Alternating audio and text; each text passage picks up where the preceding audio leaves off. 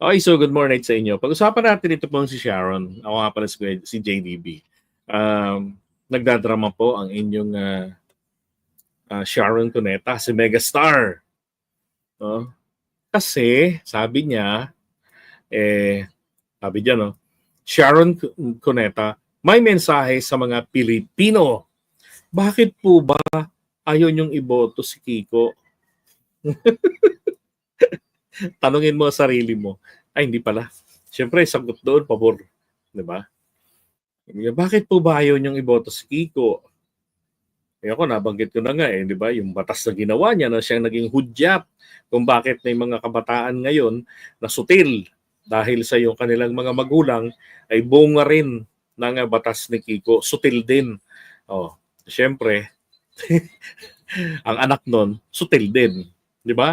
Naalisan kasi, pero yung mga kauna-unahang mga magulang niyan nang magsimula yung batas ni Kiko, ang nagsasabing, nawalan kami na ng kontrol sa pagpapalaki at disiplina sa aming mga anak.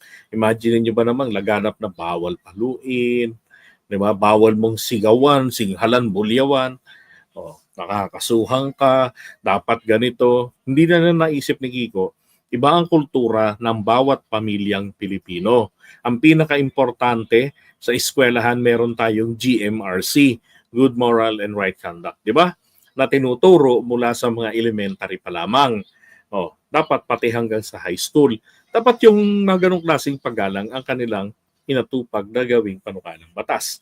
Hindi yung bibigyan ng sobra-sobrang kaluwagan ang mga kabataan na bubut pa sa lipunan.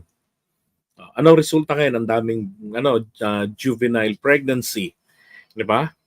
Dami ngayon. Marami ngayon mga single parent na nag-iisa lang. Nagpapalaki ng kanilang anak. Di ba? So, kaya isa sa mga dahilan yan kung bakit ayaw ko kay Kiko Pangilinan. Kahit nakako lahat ng mga kasama kong vloggers, i-promote na siya, walang makakakumbinsi sa akin na i-promote etong si Kiko. Kahit magbayad, hindi ko i-promote ko, kunin ko lang yung bayad. Bubudulin ko. Kasi lagi ako napagbibintangang binayaran ang dami na nagsabing binayaran ako, wala naman nagtuturo kung sino yung nagbayad para sana nasisingil ko. Mamamalato naman ako Now, sabi niya rito balikan din natin. Mayroon kaming magpapasawalang katotohanan. So meron daw silang falsify ng mga akusasyon laban kay Kiko. Sabi niya, bakit po ba ayaw niyong iboto si Kiko? Ano po yung mga doubts ninyo? Kasi lahat ng kasinungalingang nilalabas against him, may resibo kaming katapat. Mayroon kaming magpapasawalang katotohanan doon sa mga binibintang nila sa mga paninira. Ayun naman pala di dapat sagutin nyo na lamang din. Di ba? Ganoon naman palang magandang gawin. Sagutin nyo na lang din yung mga nasabi yung paninira. Pero sa tanong doon na bakit ayaw iboto si Kiko, palagay ko yung mga ayaw iboto kay Kiko, iyon rin po yung dahilan. Diba? Anti-Marcos naman din talaga siya. Siyempre, yung mga supporters ng Pangulo natin, mga loyalista, nakipaglaban talaga yan, na mapabalik sila rito. So hindi maiiwasan na magiging cautious sila, lalo na yung pambubudol ni Digong nung nakaupo siya. Diba? Tapos siya rin ang sumisira kay BBM dahil hindi naging tuta ni Duterte at ng China si PBBM. Now, going back, sabi niya, okay, nabasa ko. Meron kaming magpapasawalang katotohanan doon sa mga binibintang nila sa mga paninira nila. So yan po ang pagdadramang bukid nito ni Sharon Cuneta. Ang tanong, kayo ho ba, iboboto niyo si Sharon? Ay, si Sharon, si Kiko? Kasi para sa akin po, mas gugustuhin ko pa na na iboto ko ay si Heidi Mendoza. Kung inyo pong titignan, Heidi Mendoza versus Kiko Pangilinan. Si Kiko Pangilinan, subok na walang nagawa para sa bayan. May naipasang mga batas pero anong nangyari? Anong kwenta? Di ba? So, siya rin yung dahilan kung bakit nga yung sinasabi ko kayo na maraming mga naging sutil na mga magulang dahil sila yung mga kabataang produkto nung araw ng batas ni Kiko pagdating po sa mga kabataan o yung juvenile delinquency law. Now, ito namang etong diyan, kay Kiko, yung naibasura na natin siya nung nakaraan, nasubukan na natin siya, pero hindi talaga ubra na para papal sa akin na para pabalikin pa siya sa Senado. Might as well, bumalik na lang siya roon sa Pasay or sa Quezon City, baka sakali, di ba, tangkilikin uli siya. Pero wag naman na sa sa Senado natin ibalik pa si Kiko. Nung panahon ni Pinoy, wala rin naman siyang nagawa. Nag-agriculture siya, ala rin naman kwenta. Di ba? Puro mga temporary lang yung mga nagagawa. Ang kailangan natin, yung pang long term ang gagawin. Hindi naman yan, ang Senado, yun lang naman po ang pang long term. Diyos ko, 6 na taon. Tapos magiging senador mo. Isa si Kiko. Nako. Tapos bandang huli, magsisisi kayo. Pag sinabi na naman ni Kiko, yan si Ferdinand Marcos Sr., hindi yan nakakasiguro na mananatili ang bangkay niya dyan. Pag bumalik ang mga dilaw at ang mga pink, di ba? Pag kami nakapwesto, tanggalin namin dyan si Marcos Sr. Anong gagawin yung mga loyalista? Sabihin niya, binoto niyo si Kiko. Huyo kayo sa kanya. Di ba? So ngayon pa lang, iiwas na natin. Iwasan na natin yung sitwasyon na ganyan. Kaya ako, no to Kiko. Diba? Oo raw, sabi nung apo ko.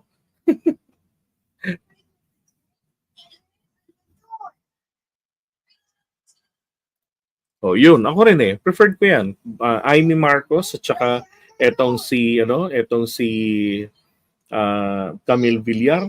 Well, mas gusto ko na yan si Heidi Mendoza at saka si Franz Castro. Kasi eto lang si Heidi Mendoza, mga kababayan, kumpara kay Kiko, hindi pa natin nasusubukan, pero gustong magsilbi sa bayan. May sinasabi yung tao. Di ba? At mukhang kaya naman po niyang panindigan talaga. Kailangan po natin sa impeachment ni Sara ang taong may paninindigan. Hindi matatakot kidigong. Di ba? Hindi matatakot na maipapatay. Yun ang kailangan natin. Itong mga politiko na katulad ni Kiko, ni Bam Aquino, Sus Mariosep, Bam Aquino lang, kulang na lang sumali doon sa PDP. Diba? Kaya sabi ko, maging sa mga kakamping, huwag nyo nang tangkilikin yan si Bam. And then sa mga loyalists din. So these two ladies ang aking preferred. Si Heidi Mendoza, so I will take the 10 alyansa. May nagsasabing na labas mo yung mga kandidato mo. So, okay, ngayon, I would say, I'll take the 10 alyansa candidates without Amy Marcos and Camille Villar. Now, ang papalit ko po sa kanya, Heidi Mendoza, para merong kapartner din si Ping Lacson pagdating sa paglaban sa usapin sa korupsyon. Dahil si Senator Rafraf Tulfo, wala na, tahimik na si Rafraf. Diba? And then, ito namang si Franz Castro, para lang po yung ginawa nating dalawa, si Risa Baby, Senator Risa Ontiveros, na, babae, kailanman hindi magkakabayag, pero talo pa ang isang lalaking senador na may bayag. Kung wala si Risa Ontiveros, malaya pa rin si Kibuloy hanggang ngayon. Diba? Nagtutungayaw lang yun ngayon.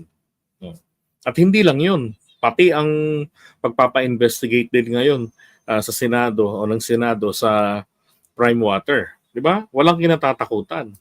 Ito si Franz Castro, nakatutok ito sa issue kay Sara sa confidential funds. Talagang, tinutukan niyang maigi. Diba? Sa akin, hindi ko tinitignan yung kanyang political party. Mag-isa lang naman yung si Franz Castro.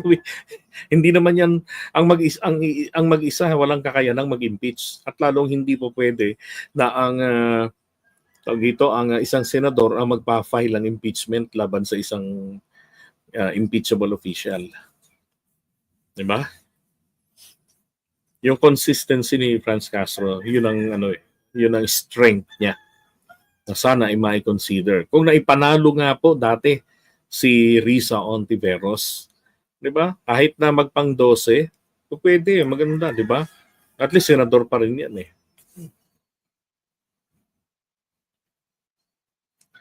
Alright. So again, ako nawa ko kay Kiko at saka kay Bam actually.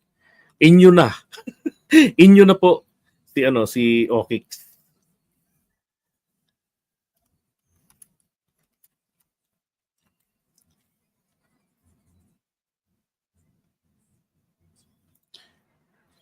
Okay, ito naman po yung last natin. Laglagan, my God. Sabi niya, totoo yan, JDB. Ayaw namin kay Bam